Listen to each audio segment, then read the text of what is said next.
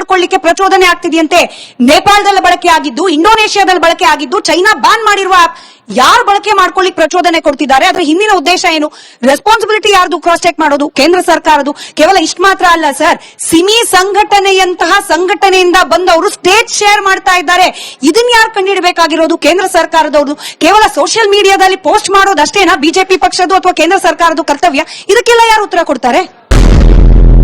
ನೋಡಿ ಸ್ಮಿತಾ, ದೆಹಲಿಯಲ್ಲಿ ವಿದ್ಯಾರ್ಥಿಗಳ ಹೆಸರಿನಲ್ಲಿ ನಡೆದಂತ ಪ್ರತಿಭಟನೆಯಲ್ಲಿ ಸೇರ್ಕೊಂಡಂತ ಒಂದಷ್ಟು ಆಂಟಿ ಸೋಷಿಯಲ್ ಎಲಿಮೆಂಟ್ಸ್ ಅವರ ಬಗ್ಗೆ ಮಾತಾಡೋದಾದ್ರೆ ಈಗ ಏನಾಗ್ಬೇಕಿತ್ತು ಅಂತ ಹೇಳಿದ್ರೆ, ಆ 100 ಜನದಲ್ಲಿ 10 ಜನ ಜೆನ್ಯೂನ್ ಸ್ಟೂಡೆಂಟ್ ಇದ್ರೂ ಕೂಡ ನಾವು ಅವರ ಕೇರ್, ಅವರ ಕನ್ಸರ್ನ್ ಬಹಳ ಇಂಪಾರ್ಟೆಂಟ್. ರೆಸ್ಟ್ 90% ಗೂಂಡಾಗಳಿದ್ರು ನಮಗೆ ಫಸ್ಟ್ ಇವ್ರ ಕೇರ್ ಇಂಪಾರ್ಟೆಂಟ್ ಆಗ್ಬೇಕಾಗಿತ್ತು, ಗೊತ್ತಾಯ್ತಲ್ಲ? ಇವ್ರಿಗೆ ನ್ಯಾಯ ಕೊಡಿಸಬೇಕಾಗಿತ್ತು. ಈಗ ದೆಹಲಿ ಪೊಲೀಸರು ಬೆಳಗ್ಗೆ ಪತ್ರಿಕಾಗೋಷ್ಠಿನೂ ಮಾಡಿದ್ದಾರೆ, ಅವ್ರ ಹತ್ರ ಇದೆ ಎಲ್ಲ ಡೀಟೇಲ್ಸ್, ಡೇಟಾ ಎಲ್ಲ ಯಾರು ಆಂಟಿ ಸೋಷಿಯಲ್ ಎಲಿಮೆಂಟ್ಸ್ ಏನ್ ಮಾಡ್ತಾ ಇದಾರೆ ಅಂತ ಹೇಳಿ. ನಾವೇನ್ ಕೈ ಕಟ್ಕೊಂಡು ಕುತ್ಕೊಂಡಿಲ್ಲ ಇಲ್ಲಿ, ಆಯ್ತಲ್ವಾ? ಮುಂದಿನ ದಿನಗಳಲ್ಲಿ ಏನಾಗುತ್ತೆ ಅಂತ ಗೊತ್ತಾಗುತ್ತೆ. ಏನಿಲ್ಲ ಶಿಷ್ಯ, ಬೆಳಿಗ್ಗೆನೆ ತಲೆಗೂಡ ಬಿಡ್ತಾ ಇದೆಯಲ್ಲೋ. ನಾನು ಆಗ್ಲಿಂದ ನೋಡ್ತಾ ಇದ್ದೆ ಆಮ್ ಆದ್ಮಿ ಪಕ್ಷದವ್ರು ಏನ್ ಇವ್ರು ಬಂದ ಮೇಲೆನೆ ಇಡೀ ದೇಶದಲ್ಲಿ ಎಜುಕೇಶನ್ ಸಿಸ್ಟಮ್ ಬಹಳ ರ್ಯಾವ್ಯಾಂಪ್ ಆಗಿರೋ ಹಂಗೆ ಬಿಲ್ಡಪ್ ಕೊಡ್ತಾ ಇದ್ರು. ಕೇಳಿಸ್ಕೊಳ್ರಿ ಸ್ವಲ್ಪ, ಕೇಳಿಸ್ಕೊಳ್ಳಿ ಆಯ್ತಲ್ಲ, ಕೇಳಿಸ್ಕೊಳ್ಳಿ. ಏನ್ ನಿಮ್ಮವರೇ ಚಪ್ಪಾಳೆ ಹೊಡಿಬೇಕು ನಿಮ್ಗಷ್ಟೇ.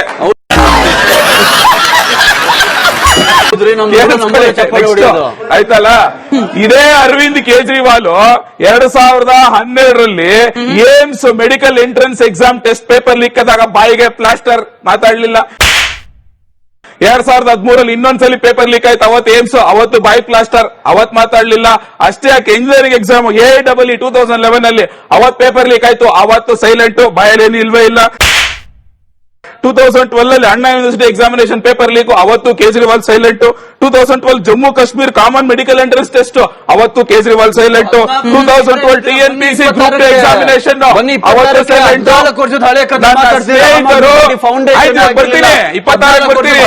ಕೇಳಿಸ್ಕೊಳ್ಳೋಣ, ನನ್ನ ಸ್ನೇಹಿತ 2026ಕ್ಕೆ ಬಾ ಅಂದೆ. ನಾವು ಅಷ್ಟೇ ರೀ, 2026ಕ್ಕೆ ತಾಕತ್ತಿದ್ರೆ, ಧೈರ್ಯ ಇದ್ರೆ ಪಾರ್ಲಿಮೆಂಟ್ ಅಲ್ಲಿ ಚರ್ಚೆಗೆ ಬನ್ನಿ ಅಂತ ಕರಿತಿರೋದು. ಇವ್ರ ಯೋಗ್ಯತೆ ಚರ್ಚೆಗೆ ಬರಕ್ಕೆ ತಾಕತ್ತಿಲ್ಲ ಇವರಿಗೆ. ಒಂದ್ ವಾರದಿಂದ ಒದ್ದಾಡ್ತಾ ಇದ್ದಾರೆ. ಯಾಕೆ? ಚರ್ಚೆಗೆ ಬಂದ್ರೆ ಬಣ್ಣ ಬಯಲಾಗುತ್ತೆ ಅರವಿಂದ್ ಕೇಜ್ರಿವಾಲ್ ಆಟ ಚೆನ್ನಾಗಿರ್ಲಿಲ್ಲ ಅಂತಂದ್ರೆ ಇವತ್ತು ಜನರಿಗೆ ಸತ್ಯ ತಿಳಿಸುವಂತ ಪ್ರಯತ್ನ ಮಾಡಿ. ಸರ್ಕಾರ ಯಾವ್ದಾದ್ರೂ ಇರ್ಲಿ, ಕಾಂಗ್ರೆಸ್ ಸರ್ಕಾರ ಇರ್ಲಿ, ಬಿಜೆಪಿ ಇರ್ಲಿ, ಆಮ್ ಆದ್ಮಿ ಇರ್ಲಿ, ಅವರು ಈ ದೇಶದ ಮಕ್ಕಳಿಗೆ ಅನ್ಯಾಯ ಮಾಡ್ತಾ ಇದ್ದಾರೆ ಅಂತಂದ್ರೆ ಅದನ್ನ ಖಂಡಿಸೋಣ, ಅದ್ರ ವಿರುದ್ಧ ಪ್ರತಿಭಟಿಸೋಣ. ಆದ್ರೆ ಬದಲಿಗೆ ಇವತ್ತೇನ್ ಗೊತ್ತಾ, ಅಣ್ಣಾ ಹಜಾರೆ ಮೂವ್ಮೆಂಟ್ ಆಯ್ತು.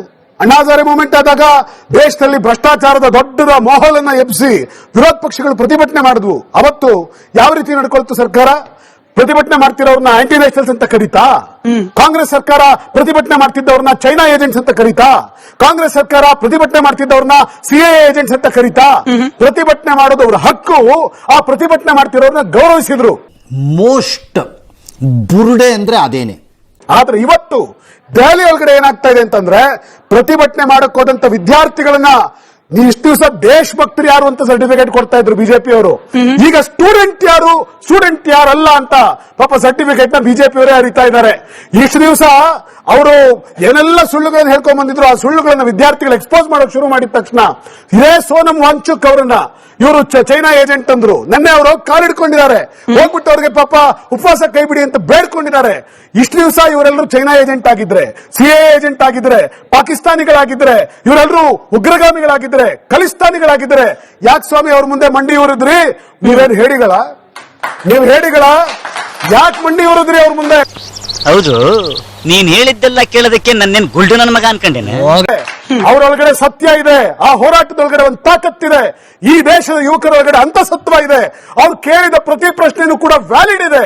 ಆ ವಿದ್ಯಾರ್ಥಿಗಳ ಹತ್ರ ಹೊಡಿಬೇಕಾದ್ರೆ ನೋಡಿ, ನಿಮ್ಮ ಎಲ್ಲ ಸಾಮಾಜಿಕ ಜಾಲತಾಣದಲ್ಲಿ ಎಲ್ಲವೂ ಕೂಡ ಸತ್ಯ ಇದೆ. ಇಲ್ಲಿ ಆ ಹುಡುಗರೇ ಫೋಟೋ ತೆಗೆದಿದ್ದಾರೆ ನೋಡಿ ಸರ್. ಕಾಲಲ್ಲಿ ಚಪ್ಪಲಿ ಹಾಕೊಂಡಿದ್ದಾನೆ, ತಲೆಗೆ ಹೆಲ್ಮೆಟ್ ಹಾಕೊಂಡಿದ್ದಾನೆ. ಪೊಲೀಸ್ನವ್ರ ಕೈ ಒಳಗಡೆ ಇರೋ ಲಾಠಿನ ತಗೊಂಡು ಬಂದು ಹುಡುಗರ ಮೇಲೆ ಲಾಠಿ ಚಾರ್ಜ್ ಮಾಡ್ತಿದ್ದಾನೆ.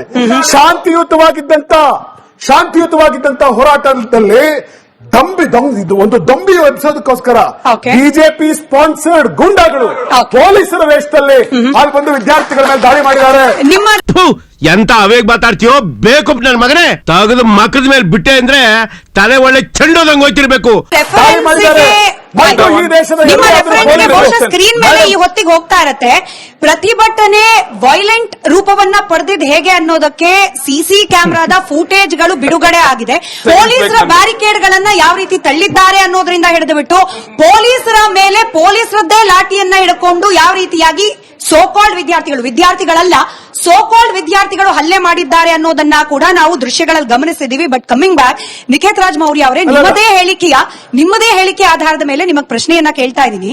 ಕರೆಕ್ಟು, ಪ್ರಶ್ನೆ ಪತ್ರಿಕೆ ಸೋರಿಕೆ ಅನ್ನೋದು ಎಲ್ಲೂ ಆಗಬಾರ್ದು, ಯಾವ ಸರ್ಕಾರ ಇರುವ ಸಂದರ್ಭದಲ್ಲೂ ಕೂಡ ಆಗಬಾರ್ದು, ವಿದ್ಯಾರ್ಥಿಗಳಿಗೆ ಅನ್ಯಾಯ ಆಗಬಾರ್ದು. ಆದ್ರೆ ಪ್ರಿಯಾಂಕಾ ವಾದ್ರಾ ಅವರ ಈಗ ವೈರಲ್ ಆಗ್ತಿರುವ ಹೇಳಿಕೆ, ರಾಜಸ್ಥಾನದಲ್ಲಿ ಪೇಪರ್ ಲೀಕ್ ಆದ ಸಂದರ್ಭದಲ್ಲಿ ಸ್ಟೇಜ್ ಮೇಲೆ ನಿಂತ್ಕೊಂಡು ಹೇಳ್ತಾರೆ this is a national issue, ಏನ್ ಮಾಡಬೇಕು ಅಂತ ಹೇಳಿ ಗೊತ್ತಾಗದೆ ಇರತಕ್ಕಂತ ಇಶ್ಯೂ. ಹೀಗೆ ಅಂದ ಪ್ರಿಯಾಂಕಾ ಗಾಂಧಿ ಅವರು ಪ್ರಧಾನಿಗಳ ನಿವಾಸದ ಮುಂದೆ ಪ್ರತಿಭಟನೆ ಮಾಡಿದಾಗ ನೈತಿಕತೆಯ ಪ್ರಶ್ನೆ ಬರುತ್ತೋ ಬರೋದಿಲ್ವೋ? ಹಂಗರ್ ಸ್ಟ್ರೈಕ್ ಬಗ್ಗೆ ರಾಹುಲ್ ಗಾಂಧಿ ಅವರು 2011, ಇಫ್ ಐ ಆಮ್ ಕರೆಕ್ಟ್, ತಪ್ಪಿದ್ರೆ ನೀವು ಕರೆಕ್ಟ್ ಮಾಡಿ ಹೇಳಿ, ಯಾವಾಗ ಅಣ್ಣಾ ಹಜಾರೆ ಅವರು ಪ್ರತಿಭಟನೆಯನ್ನ ಮಾಡ್ತಾ ಇದ್ರು, ಈ ರೀತಿಯಾದ ಹಂಗರ್ ಸ್ಟ್ರೈಕ್ ಗಳಿಗೆ ಸರ್ಕಾರ ಮಣಿತಾ ಹೋದ್ರೆ, ಈ ರೀತಿಯ ಪ್ರತಿಭಟನೆಗಳಿಗೆ ಸರ್ಕಾರ ಮಣಿತಾ ಹೋದ್ರೆ ಇದನ್ನ ಅಸ್ತ್ರವಾಗಿ ಬಳಕೆ ಮಾಡ್ಕೊಳ್ತಾರೆ. ರಾಹುಲ್ ಗಾಂಧಿ ಅವರು ಅವತ್ತು ಹೇಳಿ ಇವತ್ತು ಹಂಗರ್ ಸ್ಟ್ರೈಕ್ಗೆ ಸರ್ಕಾರ ಮನ್ನಣೆ ಕೊಡಬೇಕು ಅಂದಾಗ ನೈತಿಕತೆ ಎಲ್ಲುಳಿ ವಿದ್ಯಾರ್ಥಿಗಳ ಪರವಾಗಿ ರಿಪಬ್ಲಿಕ್ ಕನ್ನಡ ನನಗ್ ನೆನಪಿರೋ ಹಾಗೆ 7ನೇ ಡಿಬೇಟ್ ಇದು ಸರ್. ಕೆಪಿಎಸ್ಸಿ ಕರ್ಮಕಾಂಡದಿಂದ ಹಿಡಿದ್ಬಿಟ್ಟು ನೀಟ್ ಪರೀಕ್ಷೆ ಹಗರಣದವರೆಗೂ ಕೂಡ ಪ್ರಶ್ನೆ ಪತ್ರಿಕೆ ಸೋರಿಕೆ ಕೂಡ ಬೇರೆ ಯಾವ ಚಾನೆಲ್ ಮಾಡಿದಾರೋ ಇಲ್ಲೋ ಗೊತ್ತಿಲ್ಲ, ಚಾಣಕ್ಯರನ್ನು ಒಳಗೊಂಡಂತೆ ಅನೇಕ ವಿದ್ಯಾರ್ಥಿಗಳಿಗೆ ವೇದಿಕೆಯನ್ನ ಒದಗಿಸಿರುವ ಹೆಮ್ಮೆ ರಿಪಬ್ಲಿಕ್ ಕನ್ನಡಕ್ಕಿದೆ. ಅಮೇಜಿಂಗ್ ಇದು. ಅದೇ ಧೈರ್ಯದ ಮೇಲೆ ಪ್ರಶ್ನೆ ಕೇಳ್ತಿದ್ದೀನಿ ಚಾಣಕ್ಯ ಅವರೇ, ಡಿರೇಲ್ ಅಂತ ಹೇಳಿ ಯಾಕೆ ಕರಿಬಾರ್ದು? ಒಂದಷ್ಟು ಘೋಷಣೆಗಳನ್ನ ನಾನು ಹೇಳ್ಬಿಡ್ತೀನಿ. ಪಾರ್ಲಿಮೆಂಟ್ ಕೋ ಉಖಾಡೆಂಗೆ, ಪ್ರಧಾನಿ ನರೇಂದ್ರ ಮೋದಿ ಅವರ ಸಮಾಧಿ ತೆಗೆದುಬಿಡ್ತೀವಿ, ನೇಪಾಳ ಮಾಡ್ತೀವಿ, 370 ಆರ್ಟಿಕಲ್ ಅನ್ನ ರೀಸ್ಟೋರ್ ಮಾಡ್ತೀವಿ, ಉಮರ್ ಖಾಲಿದ್ ಆತನಿಗೆ ಬಿಡುಗಡೆ ಕೊಡಿಸ್ತೀವಿ, ನಾಮ್ ರಹೆ ಅಲ್ಲಾಖ, ಹಾಗೆ ಪ್ರೇಮಾನಂದ ಮಹಾರಾಜು, ಪಾಖಂಡಿ, ಇಂಥ ಹೇಳಿಕೆಗಳನ್ನ ನೀಟ್ ಪರೀಕ್ಷೆಯಿಂದ ಅನ್ಯಾಯಕ್ಕೆ ಒಳಗಾದ ವಿದ್ಯಾರ್ಥಿಗಳು ಯಾಕೆ ಹೇಳ್ತಾರೆ ಸರ್? ಕೇಳಬೇಕಾಗಿದ್ದು ಧರ್ಮೇಂದ್ರ ಪ್ರಧಾನ್ ಅವರ ರಾಜೀನಾಮೆ, ಕೇಳಬೇಕಾಗಿದ್ದು ಶಿಕ್ಷಣ ಕ್ಷೇತ್ರದ ಸುಧಾರಣೆ. ಇದನ್ನು ಬಿಟ್ಬಿಟ್ಟು ನಾವು ನೇಪಾಳ ಮಾಡ್ತೀವಿ, 370 ತರ್ತೀವಿ, ಉಮರ್ ಖಾಲಿದ್ ಬಿಡುಗಡೆ ಮಾಡ್ತೀವಿ ಅಂದ್ರೆ ಇದನ್ನ ಹಳಿ ತಪ್ಪಿದ್ದು ಅಂದ್ರೆ ಏನ್ ಅನ್ಬೇಕು ಚಾಣಕ್ಯ ಅವರು? ಈ ನನ್ನ ಮಕ್ಕಳು ಅನ್ನ ತಿಂತಾರ, ಏಲ್ ತಿಂತಾರಣ್ಣ ಈ ನನ್ನ ಮಕ್ಕಳು. ಮೇಡಮ್, ಇವತ್ತು ಒಟ್ಟಾರೆ ಈ ಒಂದು ಪ್ರಕರಣ ಗಮನಿಸೋದಾದ್ರೆ, ಇವತ್ತು ಜಂತರ್ ಮಂತರಲ್ಲಿ ನಡೆದಂತ ವಿದ್ಯಾರ್ಥಿಗಳ ಹೋರಾಟದ ಮೂಲ ಉದ್ದೇಶ ಏನು? ಇವತ್ತು ಮೇ ತಿಂಗಳಿನಲ್ಲಿ ನೀಟ್ ಪರೀಕ್ಷೆ ಆಗುತ್ತೆ. ಆ ನೀಟ್ ಪರೀಕ್ಷೆಯ ಪ್ರಶ್ನೆ ಪತ್ರಿಕೆ ಸೋರಿಕೆ ಆಗಿದೆ. ಸೊ ಆ ಒಂದು ನಿಟ್ಟಿನಲ್ಲಿ ಇವತ್ತು ಇಡೀ ರಾಷ್ಟ್ರದಾದ್ಯಂತ ವಿದ್ಯಾರ್ಥಿಗಳಿಗೆ ಅನ್ಯಾಯ ಆಗಿದೆ, ಸಾವು ನೋವು ಸಂಭವಿಸಿದೆ. ಸೊ ಆ ಒಂದು ನಿಟ್ಟಿನಲ್ಲಿ ಇವತ್ತು 23 ವಿದ್ಯಾರ್ಥಿಗಳು ಸಹ ಆತ್ಮಹತ್ಯೆಗೆ ಶರಣಾಗಿದ್ದಾರೆ. ಸೊ ಈ ಹೋರಾಟದ ಹಾದಿ ಬರೀ ನೀಟ್ ಪ್ರಶ್ನೆ ಪತ್ರಿಕೆ ವಿಚಾರವಾಗಿ ಮಾತ್ರ ಇರಬೇಕು. ಆದ್ರೆ ಇವತ್ತು ಅದು ಬೆಳವಣಿಗೆ ಯಾವ ರೀತಿ ಒಂದು ದಿಕ್ ತಪ್ತು ಅಂತ ಹೇಳಿದ್ರೆ, ಯಾವುದೋ ಒಂದು ಧರ್ಮದ ಆಧಾರಿತವಾಗಿ ಇವತ್ತು ಆ ವೇದಿಕೆ ಬಳಸ್ಕೊಳ್ತಾ ಇದ್ದಾರೆ, ಬೇರೆ ಇನ್ಯಾವುದೋ ಒಂದು ಇಶ್ಯೂ ತಗೊಂಡ್ ಬರ್ತಾ ಇದ್ದಾರೆ. ಸೊ ಇವತ್ತು ಕೊನೆಯದಾಗಿ ವಿದ್ಯಾರ್ಥಿಗಳು ಸಫರ್ ಆಗ್ತಾ ಇದ್ದಾರೆ. ವಿದ್ಯಾರ್ಥಿಗಳಿಗೆ ನ್ಯಾಯ ಕೊಡಿಸುವಂತ ನಿಟ್ಟಿನಲ್ಲಿ ಇವತ್ತು ಯಾವ ಪೊಲಿಟಿಕಲ್ ಪಾರ್ಟಿ ಯಾವ ಅಜೆಂಡಾ ಇಟ್ಕೊಂಡು ಯಾವ ಮುಖ ಇಟ್ಕೊಂಡು ಇವತ್ತು ಅವ್ರ ಪರವಾಗಿ ಹೋರಾಟವನ್ನ ಮಾಡ್ತಾ ಇದ್ದಾರೆ. ಅರ್ಥ ಮಾಡ್ಕೊಳ್ಳಿ ಮಾತುಗಳನ್ನ. ಒಂದು, ಇವತ್ತು ಇವರು ಬಿಜೆಪಿ ಆಗಿರ್ಬೋದು, ಕಾಂಗ್ರೆಸ್ ಆಗಿರ್ಬೋದು, ಒಬ್ರ ಮೇಲೆ ಒಬ್ರು ಆರೋಪ ಮಾಡ್ತಾ ಇದ್ದಾರೆ. ಆದ್ರೆ ಫೈನಲಿ ಸೊಲ್ಯೂಷನ್ ಏನು? 23 ವಿದ್ಯಾರ್ಥಿಗಳು ಪ್ರಾಣ ಅವ್ರದ್ದು ಹಾನಿ ಆಯ್ತು. ಇವತ್ತು ಅವ್ರ ಕುಟುಂಬಸ್ಥ ಪರವಾಗಿ ಕುಟುಂಬಕ್ಕೆ ಒಂದು ಸಾಂತ್ವನ ಹೇಳ್ತಕ್ಕಂಥದ್ದು, ಅವ್ರಿಗೆ ಪರಿಹಾರ ನೀಡತಕ್ಕಂಥ ಪ್ರಕ್ರಿಯೆ ಇಲ್ಲಿವರೆಗೂ ಕೂಡ ಯಾಕಾಗ್ಲಿಲ್ಲ? ನಿಮ್ಗೆ ನಿಜವಾಗ್ಲೂ ವಿದ್ಯಾರ್ಥಿಗಳ ಮೇಲೆ, ರಾಷ್ಟ್ರದ ವಿದ್ಯಾರ್ಥಿಗಳ ಮೇಲೆ ಅಷ್ಟೊಂದು ನಿಮ್ಗೆ ಪ್ರೀತಿ, ಮಮತೆ, ವಾತ್ಸಲ್ಯ ಇದೆಲ್ಲ ಇದ್ರೂ ಸಹ ಇವತ್ತು ಸನ್ಮಾನ್ಯ ರಾಹುಲ್ ಗಾಂಧಿ ಅವರು ಹೋರಾಟ ಪ್ರತಿಭಟನೆ ದೇವನಿಂದ ಸ್ಟಾರ್ಟ್ ಮಾಡ್ಬೇಕಾಗಿತ್ತು. ಅವ್ರು ಬಂದಿದ್ದು ಯಾವಾಗ್ಲೂ ಬಂದ್ರು, ವಿದೇಶ ಪ್ರವಾಸದಲ್ಲಿ ತೊಡ್ಕೊಂಡಿದ್ರು, ಅಲ್ಲಿ ಕೂತ್ಕೊಂಡು ಜಾಲಿ ಮೂಮೆಂಟ್ ನಲ್ಲಿ ಅಲ್ಲಿಂದ ಅವರು ಮಾಡ್ತಾ ಇರ್ತಕ್ಕಂತ ಒಂದು ಎಂಟರ್ಟೈನ್ಮೆಂಟ್ ನ ಸಾಮಾಜಿಕ ಜಾಲತಾಣ ಹಂಚ್ಕೊಂಡ್ರು. ಯಾವ ಇದನ್ನೇ ಜನ ನೋಡ್ತಾ ಇರೋದು.